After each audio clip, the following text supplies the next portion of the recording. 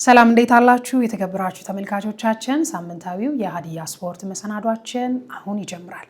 ታሪኩ እንዴት ነህ? ሰላም ዘሪቱ። ሰላም ተመልካቾቻችን እንዴት ነሽ? እግዚአብሔር ይመስገን። ሳምንቱ እንዴት ነበር? መልካም ነበር። አንቺ ጋስ? በጣም ቆንጆ ነበር። የዛሬው መሰናዶ ከመጀመራችን በፊት ዋና ዋና የምንላቸው ርዕሰ ጉዳዮች ምንድናቸው የሚለውን ለተመልካቾች እናስተዋውቅ። በዛሬው መሰናዷችን ሁለት ዋና ዋና ርዕሰ ጉዳዮችን ይዘናል። ከነዚህ መካከል በቅድሚያ የምንመለከተው ጉዳይ በኢትዮጵያ ከ20 ዓመት በታች ውድድር ላይ እየተሳተፈ የሚገኘውና በምድቡ መሪ ሆኖ ያጠናቀቀው የሀዲያ ሆሳዕና ቡድንን በሚመለከት የመጀመሪያ ዙር ጉዞ ምን ይመስላል የሚለውን ከዋና አሰልጣኝ እንዲሁም ከአምበሉ ጋር ቆይታ አድርገናል። ከዛ በመቀጠል ከኢትዮጵያ ብሔራዊ ቡድን ረፍት በኋላ ወደ ሜዳ የተመለሰው የ25ኛ ሳምንት የሲቢ ኢትዮጵያ ፕሪሚየር ሊግን የሚመለከት ጉዳይ ይዘናል። በዚህም ቅዳሜ ቀን ከጊዮርጊስ ጋር ጨዋታውን ያደረገው ሀዲያ ሆሳዕና 10ኛ ሽንፈት አስተናግዷል ማለት ነው። ይህንንና አጠቃላይ የሊግ ጨዋታዎችን እንመለከታለን። ከዛ በማስከተል ደግሞ እኛ እዚህ ማየት ያልቻልናቸውን ጉዳዮች በሳምንቱ የተከናወኑ አበይት ርዕሰ ጉዳዮችን ባልደረባችን ምህረት መለሰ በዜና ሰዓት የምታቀርብ ነው የሚሆነው። ፕሮግራሙን በመምራት አብረናችሁ የምንቆየው ዘሪቱ ኤልያስና ታሪኩ አበራ በጋራ በመሆን ነው።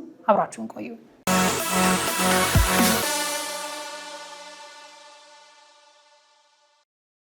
ወደ መጀመሪያው ርዕሰ ጉዳያችን ስናልፍ የኢትዮጵያ ከ20 ዓመት በታች ውድድርን የሚመለከት ነው የሚሆነው። በኢትዮጵያ ከ20 ዓመት በታች ውድድር ላይ እየተሳተፉ የሚገኙት ታዳጊ ነብሮቹ በመጀመሪያ ዙር ከምድባቸው በቀዳሚነት አጠናቀዋል። በዚሁም ከአጠቃላይ 10 ጨዋታዎች 23 ነጥብ እንዲሁም 11 ንጹህ ጎሎችን በመያዝ የምድብ ለ መሪ መሆን ችለዋል ማለት ነው። ይህንን በሚመለከት ከዋና አሰልጣኙ ማንያዘዋል ታምራትና ከአምበሉ በረከት ሽፈራው ጋር ቆይታ አድርገናል።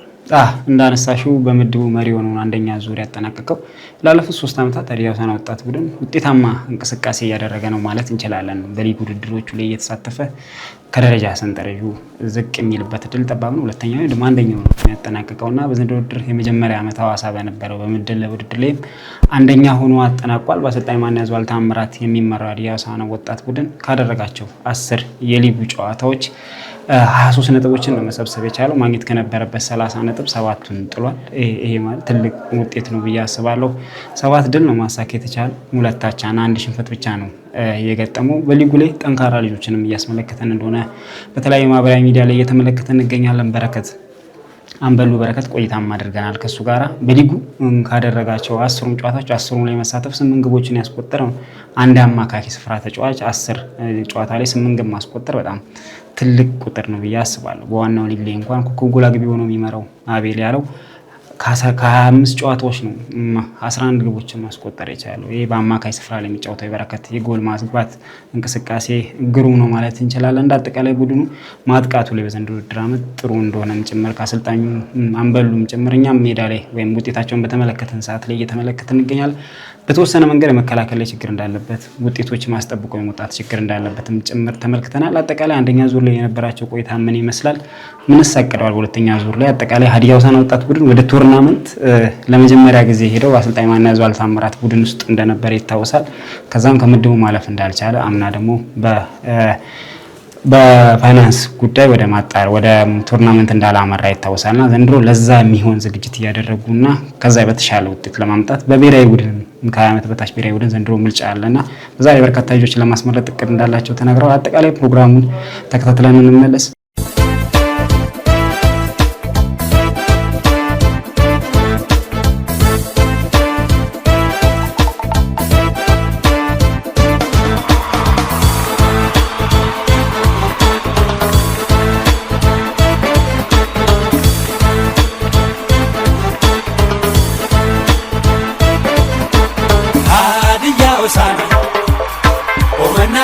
ሻርማ ኦ ከቤራ ሀዲያ ሆሳዕና ኦ መናገሻ ሻርማ ኦ ከቤራ ሀዲያ ሆሳዕና ኦ መናገሻ ሻርማ ኦ ከቤራ ሀዲያ ሆሳዕና ኦ መናገሻ ሻርማ ኦ ከቤራ። አንደኛ ዙር ላይ ነበረን ውድድር ላይ ከሞላ ጎደል ጥሩ ነገር ነው የነበረ። አስቸጋሪ ነገሮችም ነበሩ፣ ጥሩ ነገሮችም ነበሩ። በነዛ ሁሉ ነገሮች ውስጥ ፈጣሪ ረድቶን ጥሩ ነገር ይዘን ለመምጣት ሞክረናል። ከዚህ በፊትም ከሜዳችን በፊት አብዩ እርሳሙ መታሰቢያ ስቴዲየም ላይ አውርተን ነበረ። ዘንድሮ ውድድሩ በጣም ጠንካራ ሊሆን እንደሚችል ኢትዮጵያ ላይ አሉ የሚባሉና ጠንካራ የሚባሉ ቡድኖች እኛ ምድብ ውስጥ አንድ ላይ ስለነበሩ ጠንካራ ፈተና ነበር የገጠመን።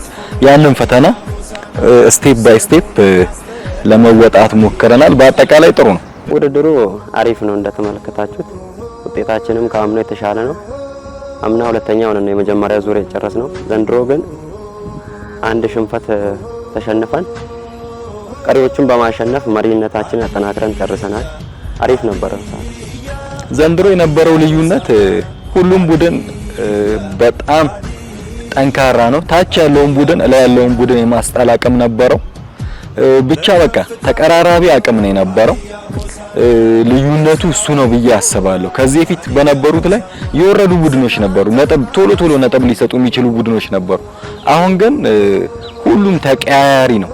ያንን ነው በኔ በኩል ያየሁት። ያምናውም በራሱ መንገድ የጠንካራ መንገድ አለው። የዘንድሮ ደግሞ ለየት የሚያደርገው ቲም ስፕሪቱም ለየት ያለ ነው። አሪፍ ልጆች ከአምናውም የተጨመሩ ልጆች አሉ። ከአምናው አንፃር የተሻለ ቲም ነው ያለን። ቲም ስፕሪቱም ያምራል። በተነሳሽነት ነው የምንሰራው። እስካሁን ያለው ነገር አሪፍ ነው። ጠንካራ ቲሞች ናቸው አብዛኛው። አስተውላችሁ ከሆነ የምንወዳደርበትም ሜዳ ላይ ሁለቱም ባለሜዳዎች ናቸው። እነሱም ጠንካራ ቲሞች ናቸው። ግን ቢሆንም ለኛ የተሻለ ነገር እንድንሰራ ተነሳሽነት ነው። ሀዲያ ዞን በጣም ጠንካራና አቅም ያላቸው ታለንትድ ኤሪያ ነው። እዚህ ጋር ጠንካራ ጎናችን አቅም ያላቸውን ልጆች ብቻ ነው ይዘን የምንሄደው። በየትኛውም መንገድ የሀዲያ ሆሳዕና ኢቲኤንቲ ቡድን ከአቅም ውጪ በምንም አይነት መስፈርት ልጆችን ወደዚህ ቡድን አያካትትም። የመጀመሪያ ጠንካራ ጎን ይሄ ነው። ሁለተኛ ጠንካራ ጎን የተጋጣሚዎቻችንን አቅም፣ ደካማ ጎን፣ ጠንካራ ጎን በሚገባ አይተን ነው የምንገባው። ያ ጠንካራ ጎናችን ነው ብዬ አስባለሁ። እንደ ዲፓርትመንት የማጥቂያ መስመራችን የፊት መስመራችን ጠንካራ ጎናችን ነው። ከአምናው የተሻለ ነገር ነው ያለን። በቃ አንዳቸው ባያስቆጥሩ እንኳን ሌላ ያስቆጥራል ማለት አጥቂ ማስገባት ብቻ ሳይሆን አሲስት ማድረግም እንትን ያለበት ነገር ነው። አሲስትም ያደርጋሉ። ብዙ ነገር ነው እንትን የምንለው። እዚህ ትሬኒንግም ስንሰራ ዝግጅት ላይም አሪፍ ነገር ነበረ። ዝግጅት ላይ ስናደርግ የነበረውን ነገር ነው ውድድር ላይ እየሰራን ያለ ነው። ከፈጣሪ ጋር አሪፍ ሆኖልናል። መከላከል ላይ የተወሰኑ ችግሮች ተፈጥረውብን ነበረ። ጎል አግብተን በክሊንሺት ያጠናቀቅናቸው ወይም ጎል ሳይገባብን ያጠናቀቅናቸው ጨዋታዎች የተወሰኑ ናቸው። ሲነር ዲፌንሶች ነበሩን። ሲነር ዲፌንሶች በተለያየ ምክንያት በጉዳት ማጣታችን ቡድኑ ወጥ አቋም ይዞ እስከ መጨረሻ ድረስ እንዳይሄድ ከልክሎናል። ወደ መጨረሻ አካባቢ የተወሰኑ ውጤት የማጣት ችግር ገጥሞን ነበረ። እነሱን ነገሮች መከላከልና መሀሉ ላይ የተወሰኑ ክፍተቶች አሉ። እነሱን ለሁለተኛ ዙር አጠናክረን የተሻለ ነገር ይዘን እንመጣለን ብዬ አስባለሁ። እንደ መሻሻል ማለት መሻሻል ያለበትም ብለው ነገር ዲፌንስ መስመርና ሙሉ ቲሙ ከሰከንድ ሃፍ ላይ ሙሉ ቲሙ ተነሳሽነት ይጎላዋል እና እንደ መጀመሪያዎቹ 45ቶች ሰከንድ ሃፉን እንኳን እንትን አይልም። በወኔ መጫወት አለብን እላለሁ። ዲፌንስ መስመርና እኛ መሀል አካባቢም ብዙ የሚያስቸግር ነገር አለ። ሁለተኛ ዙር አስተካክለን እንመጣለን ብዬ አስባለሁ። ሙሉ አቅማችንን እየተጠቀምን ነበረ ከመጀመሪያው ጌም ጀምሮ። እንደ አጋጣሚ ሆኖ ከመጀመሪያ ጀምሮ የመጀመሪያ ጌማችን ሲዳማን ነው የምናገኘው። በስቴፕ የተቀመጡ ቡድኖች ጠንከር ያሉ ቡድኖችን እስከ 5 እስከ 6 ሳምንት ድረስ እናገኛለን። እዛ ላይ ጉልበት ጨርሰን ነበር። ሜዳውንም እንዳየው ከሆነ አርቲፊሻል ሜዳ የልጆችን በጣም ከፍተኛ ጉልበት ነው የሚፈልገው። ጉልበት አመጣጥነን መሄድ አልቻልንም ነበር። መጀመሪያ የነበሩ ቡድኖች ላይ በደንብ አቅማችንን ተጠቅመን ነበረ። ያ ነገር ጎድቶናል። ሁለተኛ ዙር ላይ ይሄንን አመጣጥነን ለመጫወት እንሞክራለን። ያም በዛ እናስተካክላለን ብዬ አስባለሁ። ጉዳት ላይ የነበሩ ልጆችም ለሁለተኛ ዙር ይደርሱልናል ብዬ አስባለሁ። ቲም ስራ ነው የምንሰራው። የኮቹ መጫወት ለኛ እኔ በተለይ አሪፍ ሆኖልኛል።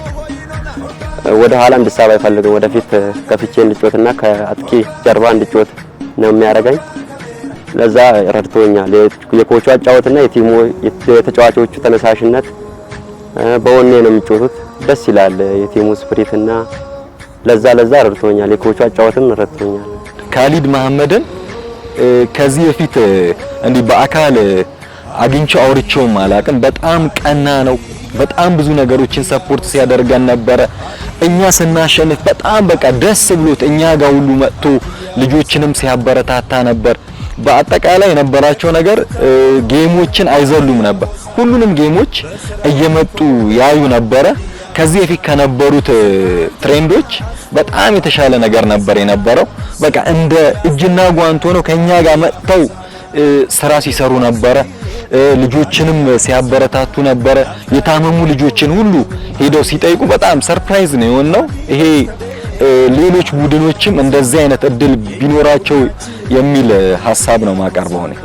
በጣም ልዩነት አለው። አሁን ለምሳሌ የዋና ቲም ኮቾች ገቡ ሲባል የሚነሳሱ ማለት ያለው ነገርና ማይኖሩ ሰዓት ያለው ይለያያል። አሁን እነ ካሊድም ብዙ ጊዜ መተኛን ጨዋታ እዛ ሐዋሳ በነበሩ ሰዓት መተኛን ጨዋታ ያሉ የሌላ ቲም ኮቾችም መተያ ያሉ ደስ የሚለው ነገር በቃ በተነሳሽነት በወኔ ነው የሚጮቱት። ራሳቸውን ለማሳየት ሲሉ በተነሳሽነት ይጮታሉ። ለኛም ረድቶናል እነሱ ማየታቸው። ነገ እነሱ ጋር ደርሰን መጮታችን ስለማይቀር ሞራል ሆኖናል። ልጆች በደንብ ነው የተነሳሱት። እንደው መጥቶ ሲያያቸው በጣም በቃ ውስጣቸው ውስጥ ሌላ ነገር ነው የተፈጠረው። እናገኘዋለን ብለው ማያስቡት ሰው አጠገባቸው መጥቶ እንደ ጓደኛ ሆኖ መጥቶ አይዟችሁ በርቱ ሲላቸው በደንብ ትልቅ መነሳሳት ነው የፈጠረው። እኔ ያስቆጠርኩት 6ኛ ሳምንት ከሐዋሳ ጋር ስንጮት ማሸነፊያ ጎል ነው። 1-0 ነው ያሸነፍነው። ማሸነፊያውን ጎል ለኔ ልዩ ስሜት የሰጠኝ ቢኖር እሱ ነው። ምክንያቱም ከዚህ በፊትም እንደተናገርኩት እነሱን በጣም አምናም ሁለቱንም ዙር አሸንፈውናል። በቀል ነበረብን። በዛ ላይ ሜዳቸው ላይ ነው የገጠምናቸው። የማሸነፊያውን ጎል በማስቆጠር በጣም ደስ ይለኛል። ለኔ ልዩ ጎል ነው እሱ ነው። የኛ ጽፈት ቤት በጣም ጥሩ ነው። እኔ እስካሁን ድረስ እንደ ሀዲያ ሆሳዕና ከዓመት በታች አሰልጣኝ ኮንኩበት ሰዓት አንስቶ የነበረው ነገር በየትኛውም ነገር በሚቸግረን ነገር ሁሉ ከጎናችን ነው ያሉት። በጣም አደገኛ ነገሮች ተፈጥረውብን ነበረ። በነዛ ወቅቶች ራሱ ቡድናችን ጽፈት ቤታችን በሚገባ ነው እኛን ሰፖርት ያደርጋል። ምንም የጎደለን ነገር አልነበረም። ሁሉን ነገር በሚገባ አቅርበውልናል ባይነኝ። ቶርናመንት የቲም አዲስ አይደለም። ዋንኛው ግባችን ቶርናመንት መግባትና ቶርናመንት ገብቶ ብቻ ለተሳትፎ ብቻ ሳይሆን ዋንጫውን ድረስ እስከ ማንሳት ድረስ ነው እቅዳችን፣ አላማችን። ከፈጣሪ ጋር ደግሞ እናሳካዋለን። አሁን ያለንበት ሁኔታም እሱን ነገር እያሳየን ስለሆነ ከፈጣሪ ጋር እናሳካዋለን እላለሁ። የብሔራዊ ምርጫ ያልከውን ነገር ፈጣሪ ከረዳን ይሆናል። እኛ ለመመረጥና ብሔራዊ ቡድንም ወክሎ መጫወት ትልቅ ነገር ነው በተጫዋች ደረጃ ማለት እና እኛ የምናስበው ያንን ነው። እንደ አምና ስላልነበረ ዘንድሮ ነው አለ የተባለው። ያው ለመመረጥ ከፈጣሪ ጋር ያለንን ነገር ያለን አቅማችንን እናሳያለን፣ አውጥተን እንጠቀማለን ባይኔ። በረከት በጣም ጥሩ ተጫዋች ነው። ጎል የሚያነፈንፍ ወይም የአጥቂ አማካይ ሆኖ ወደ ጎል ጠጋ ሲል ጎል በትክክል ጎሎችን እያየ የሚገራርሙ ጎሎችን እያገባና አሲስት እያደረገ የሚጫወት ዘመኑ የሚፈልገው አይነት ሚድፊልድ ነው። ከዚህ በፊት ሀዲያ ሆሳዕና ውስጥ የነ ችምስ አይነት ባህሪ ያለው ከኳስ ጋር ምቾት ተሰምቶት የሚጫወት ምርጥ አማካይ ነው።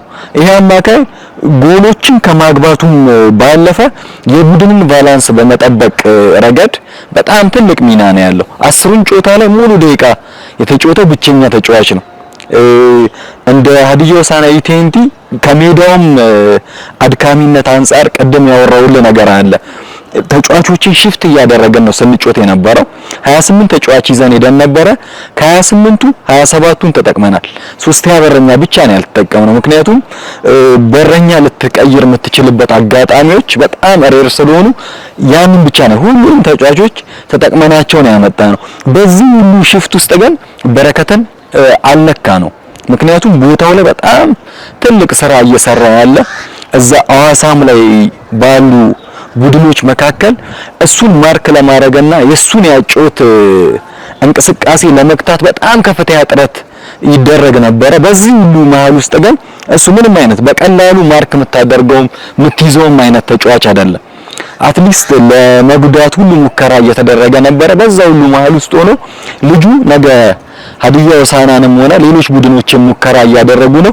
እሱን ማግኘት የሚችል ቡድን በጣም ተጠቃሚ የሚሆንበት አጋጣሚ ነው ያለው። ልጁ ተፈጥሯዊ አቅም ነው ያለው። ሰዎች በልምድ ብቻ ሳይሆን ተፈጥሯዊ እዚህ የአሆዴ ካፕ ላይ ወንድሙንም አይታ ከሆነ ከቤተሰብ የሚሆነ ነገር እንዳለ ያሳያል። ስለዚህ ልጁ በጣም ታለንትድ ነው። ብዙ ነገሮችን ነው እየሰራልን ያለው። ከካፒቴን በላይ ነው። ዲሲፕሊኑ ራሱ በጣም ስማርት ነው። እኔ ዲሲፕሊን እኛ ውስጥ ዲሲፕሊን የሌላቸውን ልጆች በፍጹም አንታገሰም። እኔ ቡድን ውስጥ ዲሲፕሊን የሌለው ተጫዋች አይቀመጥም። ግን ከዛም ያልፋል ይሄ ልጅ። ዶርም በሄድክ ቁጥር ውጣ በግድ ነው የምታስወጣው ለእረፍት ራሱ። ስለዚህ በጣም ጥሩ ልጅ ነው። ፈጣሪ በተሻለ ምዕራፍ እንዲመራው ምኞቴ ነው። ኮችን ከአምና ጀምሮ ነው የማውቀው። አሪፍ አሰልጣኝ ነው። ውጪ ሲነገረኝ የነበረው ነገርና አሁን ከሱ ጋር እየሰራ ያለውን ነገር ለየቅል የተለያዩ ናቸው። አሪፍ ባህሪ ያለው ዶርም ድረስ እየጠራን ይመክረኛል፣ በግል ያወራኛል። እንደኔ አሁን ያለበት ደረጃ አይመጥነውም ነው አሰልጣኝ ቢኖር እሱ ነው። ዲሲፕሊን ላይ የማይደራደር ኮች ነው። ያለውን ነገር ከመጀመሪያ አንስቶ እስካሁን እስካልንበት ሰዓት ድረስ ያለውን ነገር ማኔጅ ያደርጋል። በጣም አሪፍ ነው። ተጫዋቾቹም ይሰሙታል። በዛ ላይ የምናከብረው አሰልጣኝ ስለሆነ ብዙም የሚያስከፋ ነገር አንሰራም። ዘንድሮ ከሌሎች አመቶች በጣም የተሻለ ስብስብ ነው ያለው። እንደው ዘንድሮ የትኛውም ቦታ ላይ ማን ከበረኛ አንስቶ እስከ አጥቂ ድረስ ምንም የትኛውም ቡድን ላይ ሄደው ቢጮቱ ቢያድጉ ምንም ማያሳፍሩ ልጆች ነው ያሉት። እንደ ሀዲያ ሆሳዕናም ከ4 ልጅ በላይ በትክክል አድገው ግልጋሎት መስጠት የሚችሉ ልጆች አሉ ብዬ በልበ ሙሉነት ማውራት እችላለሁ። ምክንያቱም ሊጉን ስናየው ነበር። እኛም እዛ በተቀመጥን ሰዓት ውድድሩን እዛው ሆነን ነው ስናይ ነበረው። በጣም የተሻለ አቅም፣ በጣም ጥሩ እንቅስቃሴ የሚያደርጉ ልጆች አሉ። በዛም ልክ ግን ከኛ እንቅስቃሴ ያነሰ እንቅስቃሴ የሚያደርጉ ልጆችንም ለማየት ሞክረናል። ስለዚህ እኛ ጋር ያሉ ልጆች ብታሳድጋቸው አብዛኞቹ ሄዶ የተሻለ ስራ መስራት ይችላሉ ባይ ነኝ።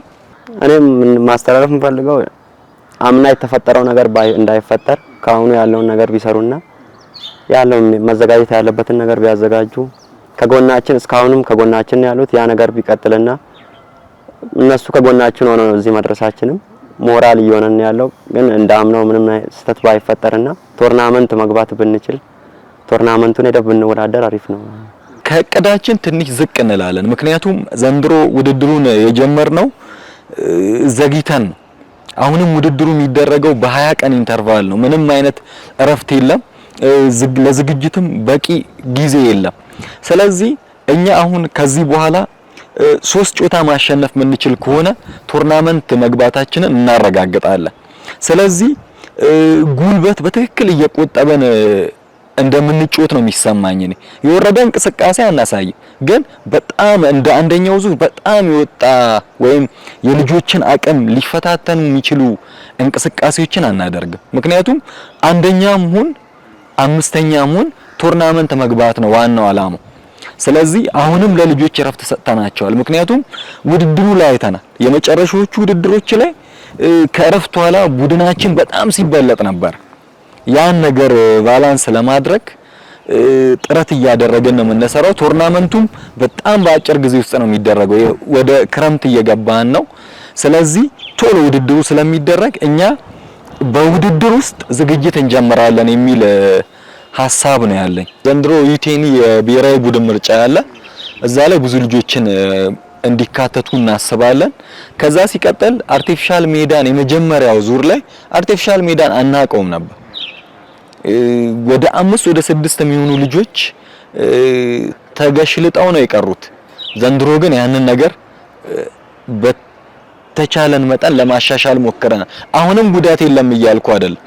ልጆችን ቡራቡሬ እያረጋቸው እየገሸለጣቸው ሜዳው ከጮታ ውጭ እያደረገብን ነበረ። በምንጠብቀው ጌም ፕላንም አልሄድንም። ምክንያቱም ላይናፑን ራሱ አይታችሁ ከሆነ ወጥ የሆነ ነገር የለም። ያ ጉዳት ያመጣው እና አንዳንድ ታክቲካል የሆኑ ነገሮች ናቸው። ስለዚህ ቶርናመንት ላይ በጣም የተሻለ ነገር ለመስራት ነው የምንጠብቀው። ምክንያቱም ቁጭት አለብን። አምና በደንብ ተዘጋጅተን አቅማችንን ቆጥበን በትክክል እንደ ኢትዮጵያ ስንጠበቅ በማይሆን ምክንያት ከውድድሩ ቀርተናል። ስለዚህ ዘንድሮ ግን ያሉን የዞን አመራሮችም ቡድኑን በበላይነት የሚጠብቁ ሰዎች በጣም የሚገርሙ ናቸው። እግር ኳስ በትክክል የገባቸው የእግር ኳስ ፖለቲካሊም ኢኮኖሚካሊም አገሪቱ ላይ ምን ሊፈጠር እንደሚችል በትክክል የሚያውቁ የሚገነዘቡ ሰዎች ናቸው ዞናችንን እየመሩ ያሉት። ስለዚህ እነሱ እንደሚያግዙን ሙሉ እምነት አለኝ። ቶርናመንቱ ላይ በጣም የተሻለ ነገር ከፈጣሪ ጋር እንጠብቃለን። ማመስገን ፈልገው ብዙ ሰው አለ፣ ግን ቢሆንም ቀድሜ ፈጣሪ ነው አመሰግናለሁ እዚህ ደረጃ ላደረሰኝ ፈጣሪ። ቀጥሎ ኮች ማን ያዘዋል ቡጅሌን ማመስገን ፈልጋለሁ እና ኮች ጸደቀንም በአጠቃላይ ቤተሰቦቼን፣ ጓደኞቼን፣ የቡድን አጋሮቼን በጠቅላላ ማመስገን ፈልጋለሁ። ለዚህ ደረጃ መድረሴ ምክንያቱ እነሱ ናቸውና ሁሉንም አመሰግናለሁ። በመጀመሪያ ደረጃ ማመስገን ፈልገው ፈጣሪን ነው። ከዛ ሲቀጥል በሀዲያ ሆሳዕና ዋናው ቡድን ውስጥ እየተጫወቱ ያሉ የኛ አካባቢ ልጆች ወደ 5 የሚጠጉ ልጆች ስማቸውን አላወቅንም፣ ለልጆች የገንዘብ ድጋፍ አድርገውልናል። የብዙ ነገር በሚያንስበት ቦታ ላይ ወደ 45000 ብር አካባቢ የሚጠጋ ብር ድጋፍ አድርገውልናል። እነሱም በመጀመሪያ ደረጃ ማመስገን ፈልጋለሁ። ምክንያቱም የሌላ ቡድን ልጆች በጣም ሰፖርት ይደረጋሉ፣ አካባቢው ሰፖርት ያደርጋቸዋል፣ በብዙ መንገድ ፋይናንስ ያገኛሉ። ስለዚህ ለነዚህ ልጆች የኛ የዋና ቡድን 5 ልጆች ነው የተባልኩት በሄኖክ አርፊጮ አማካኝነት ነው ገንዘቡ የደረሰን። 4ቱን አላወቅናቸውም ስማቸው ማን እንደሆነ፣ በጣም አመሰግናቸዋለሁ። ከዛ ሲቀጥል የዞኑን መንግስት ማመስገን ፈልጋለሁ። የዞኑ መንግስት ግዴታው ቢሆንም ግን ማመስገን አለብን። ከዚህ በፊት ያየናቸው ነገሮች ስላሉ ዘንድሮ ምንም አልተቸገርም። ምንም በሚያስፈልገን ነገር ሁሉ በጣም ብዙ ነገር ነው ሰፖርት ስንደረግ የነበረው። ለሕክምና ራሱ የወጡ ወጪዎች በጣም ከፍ ያሉ ናቸው ዘንድሮ።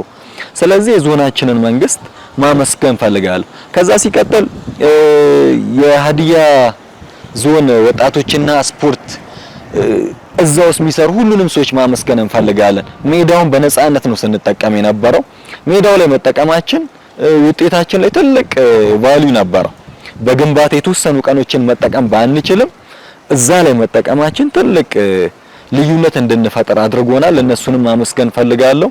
ከዛ ሲቀጥል የልጆቹን አሰልጣኞችና በስፖርት ውስጥ የሚሰሩ ሰዎችን ማመስገን ፈልጋለሁ። ምክንያቱም እነሱ የሰሩትን ስራ ነው እኛ መጥተን እዚህ ጋር ይዘን የመጣ ነው። ስለዚህ ማመስገን የምፈልገው እነዚህ ነው።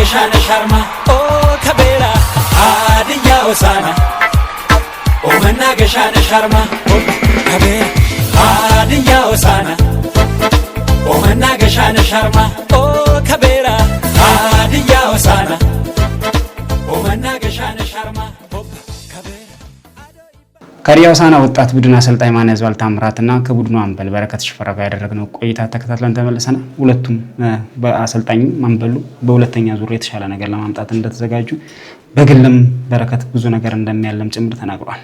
አዎ እንግዲህ ከአሰልጣኙም እንዲሁም ደግሞ ከአምበሉ ጋር ያደረግነው ቆይታ እንደሚያሳየው ከሆነ በመጀመሪያ ዙር የነበራቸው ስኬታማ ጉዞ ለቀጣይም መነሳሻ እንደሆናቸው የሚገልጹ ነገሮችን እንዲሁም ደግሞ ለተጫዋቾቹም በተለይ ደግሞ ለአምበሉ በረከት ሽፈራው ከፍ ያለ ነገርን ኤክስፔክት እንድናደርግ የሚያደርግ ነው የሚሆነው። የተሳካ ጊዜ ነው እያሳለፉ የነበሩት። እንዲሁም ደግሞ ወደ ዋና ቡድንም ማግናት የሚችሉ ልጆችን የተመለከትንበት አጠቃላይ ዙር ነበር ማለት ይቻላል።